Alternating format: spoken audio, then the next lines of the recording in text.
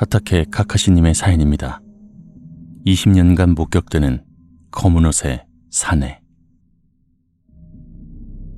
안녕하세요, 섬님, 석구님들. 엄청난 필력의 석구님들 체험담을 감사하게 들으며 제 이야기도 올려보고 싶었는데 부족한 필력으로 고민하다가 그냥 맘 좋으신 섬님, 석구님들과 공유하자는 마음으로 용기를 내봅니다.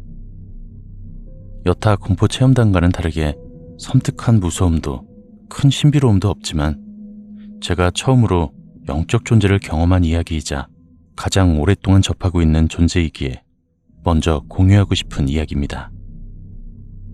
초등학교 때부터 시작이었을 겁니다. 5학년 여름방학이 되었고 저희는 사촌동생 집에서 붙어 지냈습니다.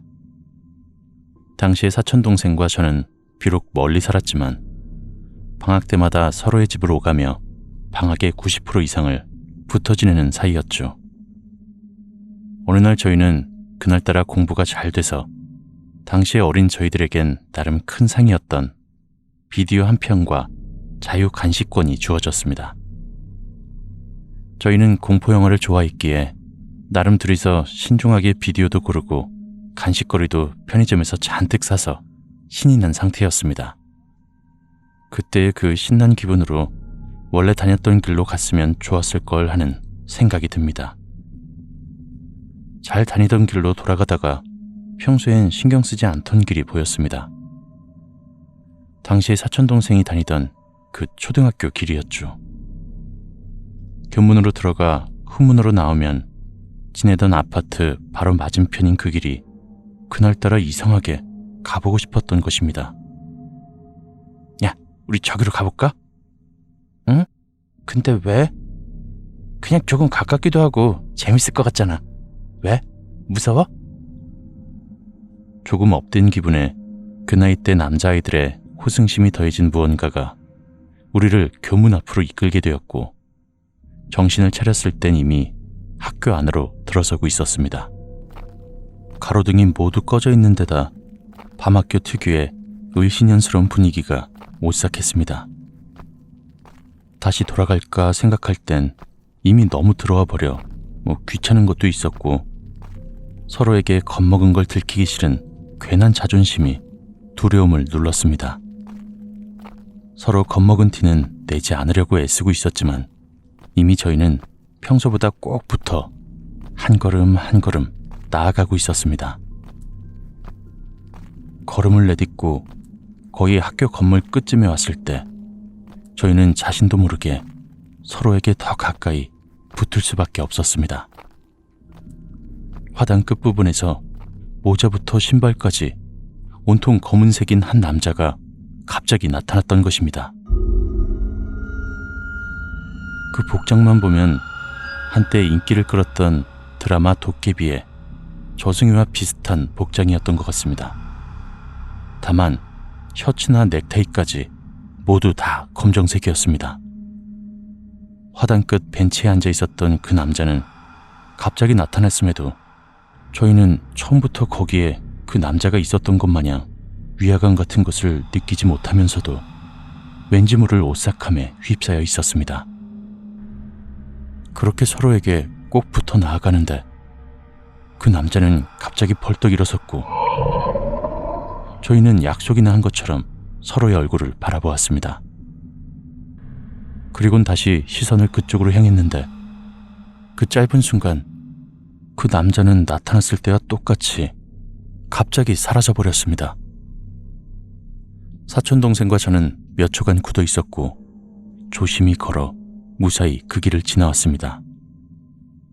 지금 생각해보면 사물의 형체만 겨우 보이던 그 컴컴한 학교에서 어떻게 그 남자의 옷 색깔이 확실하게 보였는지, 그러면서 또 얼굴엔 검은 어둠만이 보였는지 너무나 아이러니했지만 당시엔 그런 것들이 하나도 생각나지 않았습니다. 그렇게 집으로 돌아온 저희는 나이가 어렸기 때문인지 금방 평소처럼 돌아와 재미있게 비디오와 간식을 즐겼고 그렇게 그 존재와의 인연은 끝나는 듯 했습니다. 그리곤 제가 그 존재를 다시 보게 된 것은 고등학교에 들어와서였습니다. 역시 여름밤이었고 그때는 방학 보충 수업 등으로 이전과는 다르게 서로 3, 4일 정도 보는 게 전부였습니다. 그날따라 저는 보충 수업을 하고 독서실에 갔다가 늦은 시간 귀가하는 중이었습니다. 아파트 길을 따라 올라가는데 저희 동 앞 벤치에서 초등학교 때 보았던 그 남자와 같은 형상의 남자를 보게 되었습니다. 반쯤 잊혀졌던 그때의 기억이 떠올랐고 저는 저도 모르게 주머니를 뒤져 휴대폰을 찾았습니다. 손에 잡힌 휴대폰을 꺼내 폴더를 열려고 잠시 고개를 돌린 그 사이 역시나 전처럼 그 존재는 갑자기 사라졌습니다. 잠시 멍하니 서 있던 그때 휴대폰 진동에 정신을 차려 전화를 받아보니 사촌 동생이었습니다. 형, 나야. 우리 그때 봤던 그 귀신 생각나? 당시의 사촌은 중학생이었고 그날따라 고모는 집을 비우셨고 혼자 집을 보던 동생이 TV를 보다가 오싹한 기운에 고개를 돌려보니 베란다에 그 남자가 서 있었다고 했습니다. 제가 벤치에서 그 남자를 보았던 그 순간과 거의 일치하게 말이죠. 저도 지금 막 보았다고 말하곤 서로를 달래주며 그날도 그렇게 지나갔습니다. 그 뒤로 별다른 일이 일어나지 않았고 저는 어느덧 대학생이 되었습니다. 바닷가로 MT를 갔을 때였는데 대학 MT가 의례 그렇듯 저녁 이후엔 음주 타임이었고 저는 친한 친구 무리들과 함께 술도 깰 겸 잠시 숙소 밖으로 나왔습니다.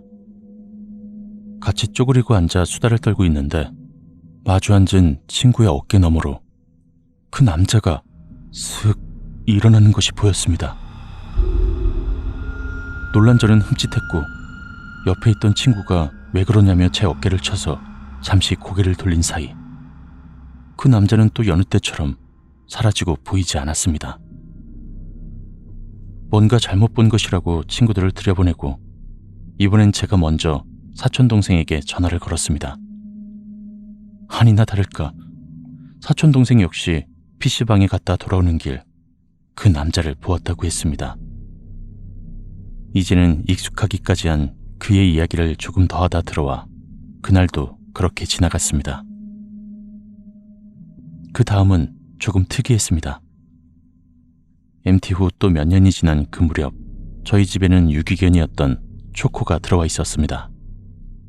처음에는 눈도 흐리멍텅하고 눈물도 많이 흘려서 안타까움에 잘 먹이고 사랑해 주었더니 눈도 초롱초롱해지고 애교가 넘치는 때로는 먹을 걸 엄청 밝히는 너무나 소중한 존재였습니다. 얘가 잠을 잘 때는 거실에서 자는데 어느 날 잠을 자다가 오싹한 느낌이 들어 깨고 보니 잘 때는 한 번도 제 방에 들어오지 않던 녀석이었는데 제 침대 옆에 서 있더군요. 놀라기도 했고 오싹했던 기운도 남아있어서 초코를 안아 챙기는데 책상에 올려두었던 휴대폰 진동이 침묵을 깨트렸습니다. 사촌동생의 문자였습니다. 형, 혹시 자? 형도 또 봤어? 그 남자 말이야. 그 남자가 자고 있던 사촌동생 침대 맞은편 책상에 앉아있다가 사촌동생이 잠에서 깨니 일어나 사라졌다는 것이었습니다. 그 외에는 역시 이전처럼 별일이 없었고요. 제 이야기는 여기까지입니다. 그 존재는 무엇이고 왜 잊혀질 만한 때가 되면 나타났다가 사라지는지, 또 마지막엔 초코가 저를 지켜주어서 그 남자를 보지 못한 것인지 그건 알지 못합니다. 그리고 또 그가 언제 나타날지도 알지 못합니다. 대체 그 남자는 무엇이고 왜 나타났다가 사라지는 걸까요? 언젠가 알 수 있을 것인지 혹은 모르는 것이 나을 것인지 의문을 뒤로 한 채 이만 마치겠습니다.